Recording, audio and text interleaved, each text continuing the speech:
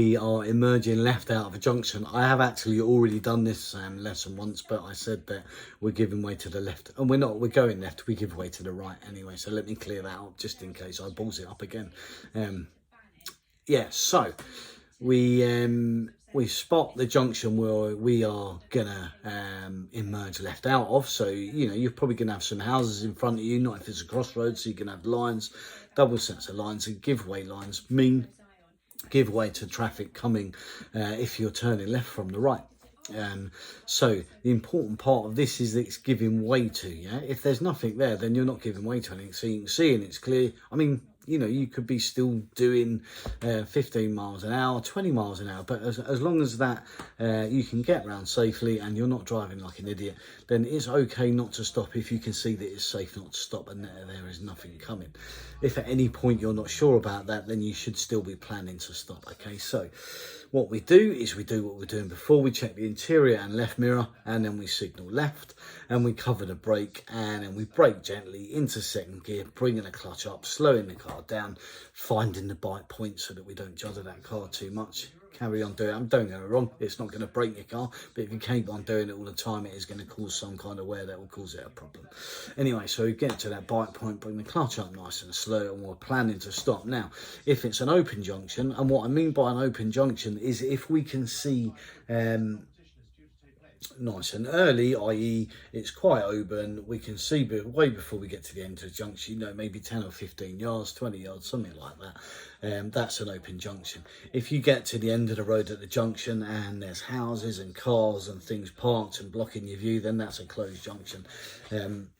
I know I keep looking in weird places because I keep looking at my own face, which means I'm looking at my own face now I'm looking back at the camera, so sorry about that. Anyway, the important thing that we do is to plan to stop at the giveaway lines, so that's got to be the first thing. Now, when I'm teaching people to drive, quite often what they do is they'll look to the right hand side before they've planned to stop because they're worried about a car coming down the road.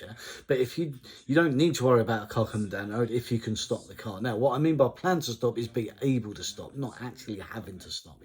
So braking, mirror signal left, braking, second gear, clutch up, get it done early if you're practicing at the beginning.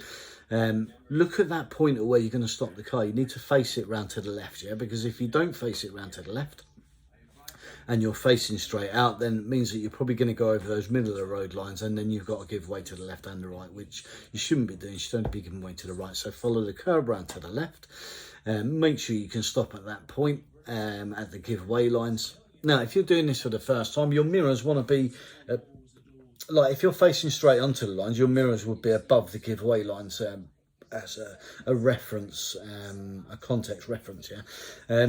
If you're following around to the left, then one's going to be behind, one's going to be just in front because you're following the crowd. So if you're doing this for the first time and you're trying to teach your kids to drive, they're good little reference points to use. So into first gear, if you stop, find your bite point, have a look to see if you can go. If you can go, and then start moving out. You might stall. Just a bit of practice. Give it that little bit of gas. Get a little bit of sound feedback from the engine and the clutch. If you approach that, you're in second gear, you look to the right hand side, it's clear and you can keep moving, then look back at where you're going again. Really, really important to look at where you're going. One of the bad habits I had when I became a driving instructor, when I was having my lessons to become a better driver, someone that had the standard to say to you guys, you drive like me, because that's what they tested me for.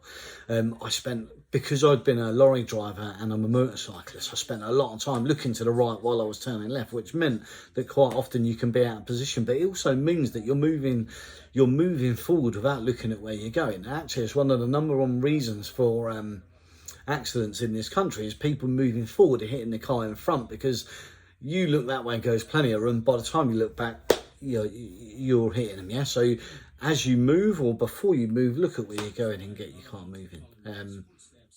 Anyway, I hope that helps. I hope I haven't missed anything. I'll watch this back before I repost it. The other thing about looking at where you're going,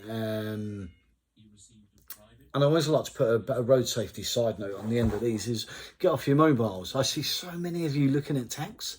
You need your eyeballs for the road. How would you not be looking out of your window and at a text? I might change a channel, but I can do it all from my steering wheel. But there's lots of things I do, but predominantly my eyeballs and my focus is on the road. You know, why would you be looking at a mobile phone and then letting down everyone around you, all those kids, your kids in the back of the car? I see a woman driving past the school and she didn't look up once from her mobile phone. Yeah, no, unbelievable. Yeah, makes my blood boil.